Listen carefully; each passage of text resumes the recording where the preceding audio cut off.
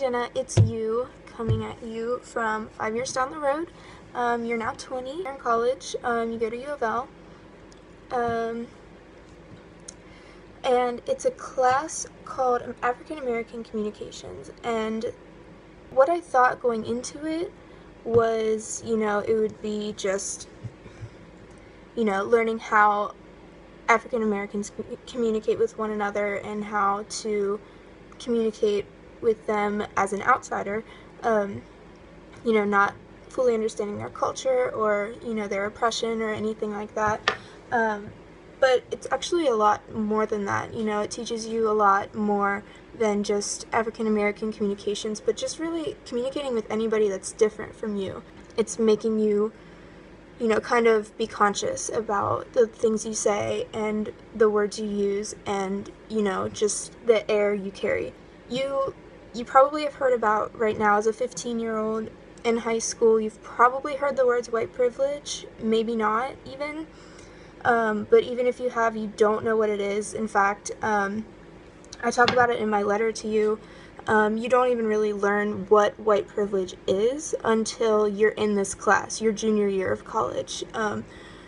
Even, halfway through this class, I was still talking to my friends and saying, I don't understand what white privilege is. I don't feel any more privileged than anybody else. I don't feel like I'm better than anybody else, And one of my friends said, that's white privilege, not even recognizing that you have it. And that kind of struck me, because, white privilege is, being seen as less of a threat, because of your skin color, or seen as, less imposing or less, threatening because of your skin color.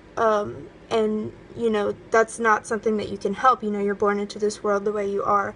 And there's still, even today, a stigma that comes with skin color.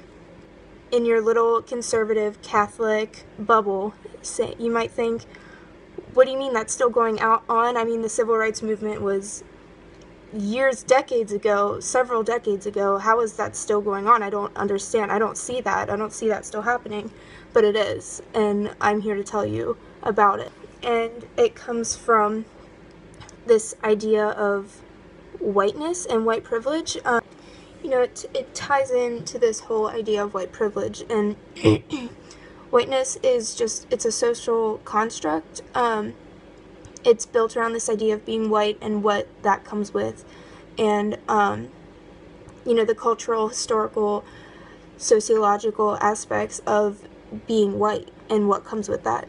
And, one of the main components that is whiteness, going hand in hand with white privilege, is not having, any mistakes or just traits about you or being attributed to your race. And another thing I wanted to address was microaggressions and how, how subtle yet powerful they can be. This is a cartoon that I found on the internet, if you want to pause it and read some of them. It just shows, the difference in how people communicate with white versus black people and just the things they say. Like the very first one, like saying, "Oh, is that your little brother?" to the young white female who may or may not be the mom, and then asking the black woman, "Oh, is that your son?" Just making those assumptions. And another one is that I found powerful was "Do you have any kids?" asking the white woman if she has any kids, and then asking the black woman, "How many kids do you have?" Just automatically assuming that she has kids.